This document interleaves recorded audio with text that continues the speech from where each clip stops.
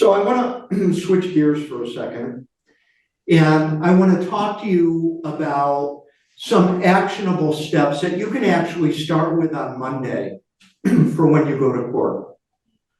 These are ideas that I've thought about and I've written about over the years. I have studied oral advocacy pretty intensively for over 20 years, just as Miles studies marketing. What he studies makes him money. What I study really doesn't, but it's a passion of mine. It's interesting to me. I've read books on rhetoric. I've read books on biographies of famous orators. I go into YouTube and I will watch famous trial lawyers being interviewed. You know, we can't have interviews. We can't watch them necessarily try a case because it's not televised, but a lot of famous trial lawyers like David Boies is interviewed, and you can kind of listen to his diction and you can listen to how he communicates very conversationally and talks just like a normal person would be talking in somebody's living room, like hopefully like I'm talking right now.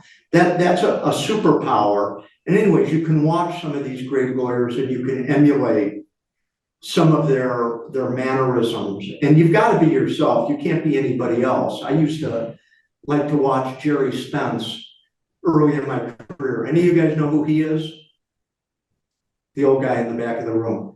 I said to my wife the other day, I said, you know, I have all these cultural references that nobody's going to know, like Jerry Spence. He is the guy, and you've probably seen him on TV. He wears a fringe jacket and a black turtleneck, and he's got beautiful white hair and a mellifluous voice, a very low baritone voice.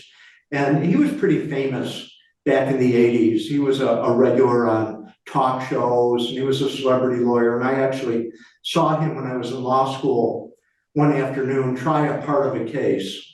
I went to DePaul Law School in Chicago, and I went to our federal building, and he was trying a case against McDonald's. So that's the sort of thing that has always kind of inspired me.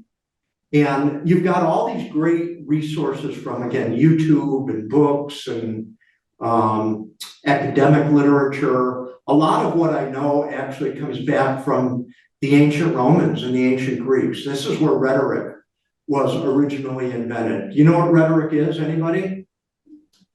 Get a gold star if you do. Rhetoric is just using language to try to persuade somebody, okay? Well, isn't that what we do, right? We're trying to take the facts, we're trying to wrap it within the language in the most effective way that we can present that and get a result from the court. So the first takeaway I want you guys to think about is the importance of baiting the hook for the fish, not the fisherman, okay? You know what I mean when I say that? Here's an example. I'm not a fisherman, but bear with me on this. So I love pizza, too much. My doctor said you gotta knock it off. So if I were to go fishing and I want to catch some fish, I could put pizza on the hook because that's what I like. Now, am I going to catch any fish putting pizza on the hook? Probably not. I need to put a worm on the hook. Why? Because that's what the fish likes to eat. Now, why am I telling you this dumb story? Because it is a metaphor for how we should craft our arguments with the court. You need to craft an argument, bait, if you will, that is going to resonate with whomever your judge is that particular morning and be effective for that particular judge. Know your judge. You know, there's an old joke in our business, it's more important to know the judge than the law. And a lot of people think that means that, you know, if I'm buddies with the judge and I golf with them on the weekend, I'm going to get a better result. I don't think it means that at all. I think it means knowing what is going to be appealing to the court and knowing what is going to be resonant with the court. That's what you need to know. So we have a judge who is very lighthearted. He is Mr. Jokey Joke. And so when you go before that judge, I know the judge, I need to be lighthearted.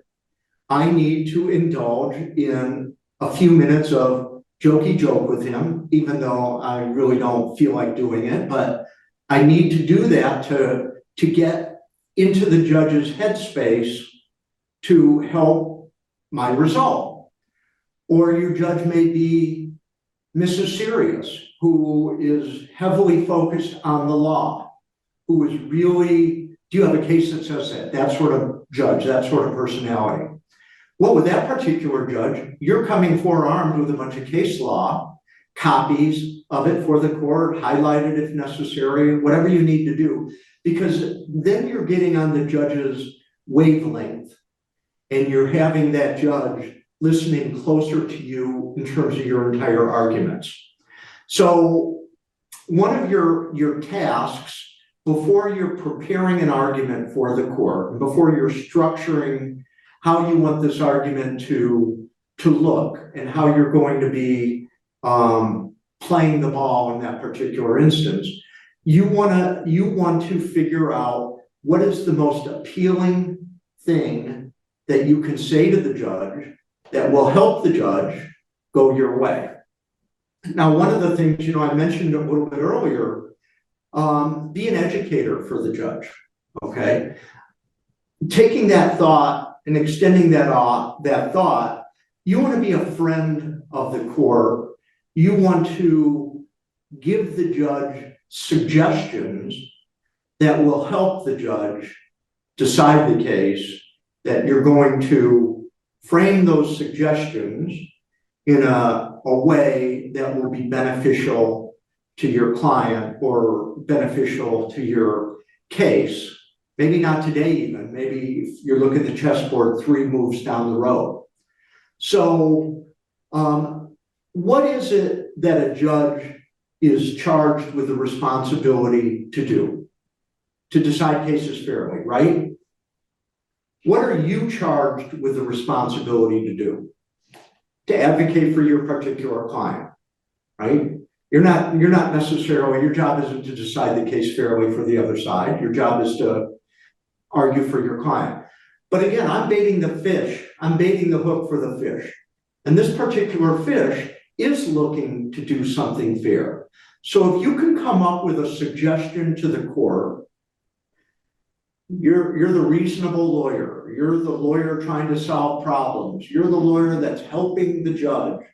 You're the lawyer that's helping the judge not have to think as hard because you're throwing out suggestions that the judge can adopt and build into whatever the ruling that the court may want to do.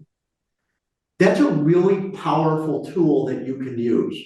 So I want you guys to think about that. By the way, one of the other strategies that I think is a good strategy to use is to prepare a draft order before you walk into the courtroom, laying out specifically, this is what I want you to do, Judge.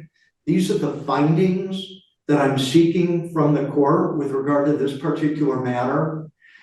Because there's a reasonably good chance a judge very hard pressed on time is going to look at that. Again, it's a shortcut. We all as human beings, we're all looking for ways not to think as hard. And that's not a criticism of the human animal. That's just psychology 101. We're always looking for the least friction, cognitive friction that we can get away with. You give that judge that order, that's a pretty good tool for you to think about, okay? So now one of the challenges we have is that pesky client that we got to deal with, right? We have a client who's angry or emotional or, well, you got to argue this, you've got to argue that, whatever the case may be. So you need to resist that urge because remember the bait for the fish. The judge, in all likelihood, is either going to be put off by a very highly emotional, very angry, very one-sided sort of argument, or it just won't appeal to the judge. The judge will just be bored and just blow you off. Now, a lot of lawyers that I work with, I presume lawyers that you work with, are all about placating their clients. They will argue anything that their client wants them to argue. Well, they're really committing malpractice, in my opinion. And these lawyers are thinking that's good lawyering because, I'll argue anything, right? Anything that my client wants, as long as it's not unethical or I'm not lying, although some lawyers don't mind lying. But that's not really good lawyering. And that's where client control issues are important. And I think you need to always think about preempting your client's impulses in that regard and getting control over them early. Trust is always an issue with our clients. There's always a little bit of wariness. They're never 100% certain with us. And I think it's more of a problem for a newer lawyer than an older lawyer who, number one, the gray hair kind of helps make the sale for the client in terms of trust. So you need to really work hard building that trust with the client. So when you can say to them, look, I know you think this is really important, but you got to trust me on this. It's going to offend the judge. I can't do that. And give them the reasons why. And if there's a good trust-based relationship, then the client will say, okay, I trust you, go do your job, do the best that you can. If the client insists on you doing it that way, you may want to think about getting another client or getting rid of that client. It's okay to fire clients, by the way. So think about that as far as when you're preparing your arguments, preparing your client for why you're doing what you're doing and getting them so that they're not poking at you in the courtroom. Nothing is worse than your client that is in there like feeding stuff to you. The case that Stephanie and I just tried 2 weeks ago, my client is a CEO of a company, and he is a hard charger. He's got an IQ of about 180, and he was doing that to me this whole trial. And I was tired at the end of the day. Let's just leave it at that.